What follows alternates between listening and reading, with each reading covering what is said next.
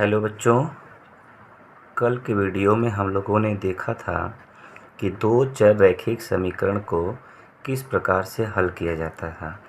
उसमें हम लोग x और y के गुणांक बराबर रखे थे, लेकिन आज के क्वेश्चन में बच्चों x और y के गुणांक बराबर नहीं है।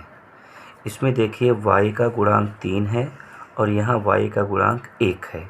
यहाँ x का गुणांक 2 है और यहाँ x का गुणांक 1 है।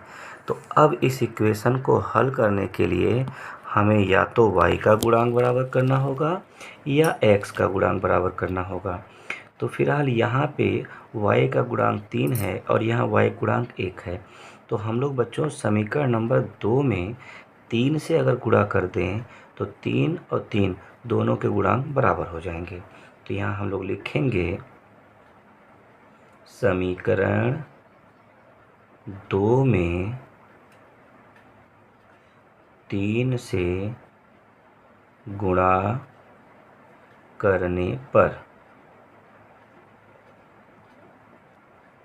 समीकरण 2 में 1 में मैंने कुछ भी नहीं किया है बच्चों, तो इक्वेशन नंबर 1 को ऐसे ही उतार दिया जाएगा।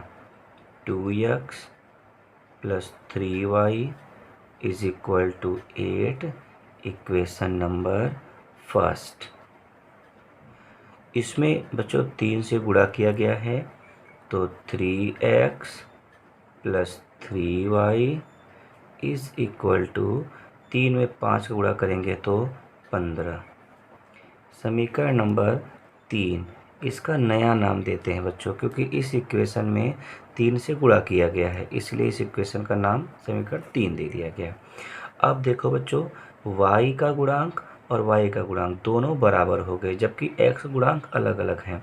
लेकिन हम लोगों ने y का गुणांक बराबर किया था, इसलिए y का गुणांक बराबर है। अब इसको हम लोग हल करेंगे बच्चों। इसमें देखा जाता है कि जिसका गुणांक बराबर किया है आपने, उसका चिन्ह क्या है। यदि उसके चिन्ह विपरीत हैं तो आप जोड़ेंगे दोनों समीकरण को, यदि उसका चिन्ह समान है तो आप घटाएंगे दोनों समीकरण को। फिलहाल यहाँ पे दोनों चिन्ह समान हैं, तो हम यहाँ लिखेंगे समीकरण को घटाने पर। जब घटाने पर लिखा जाता है बच्चों, तो नीचे वाले सभी पदों का चिन्ह बदल जाता है।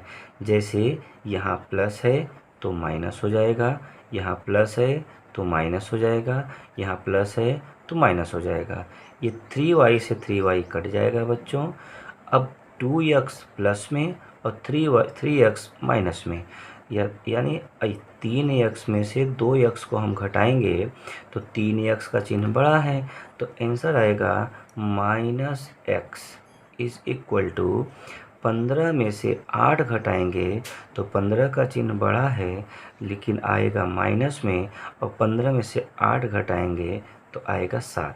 दोनों तरफ माइनस है तो माइनस हट जाएगा और x का मान हमको मिल जाएगा 7। इस x के मान को समीकरण 1 में या 2 में या 3 में किसी भी स्थान पर रखने पर हमें y का मान मिल जाएगा। तो हम लिखेंगे x का मान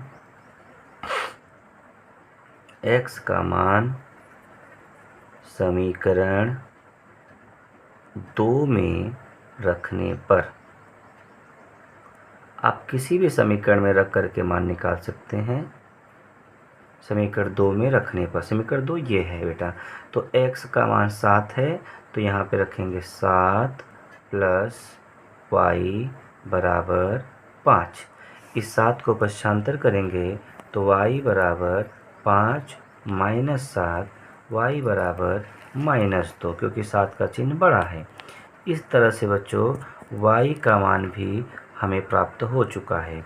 तो समीकरण को हल कर लिया गया है, जिसमें x का मान आया है 7 और y का मान आया है -2।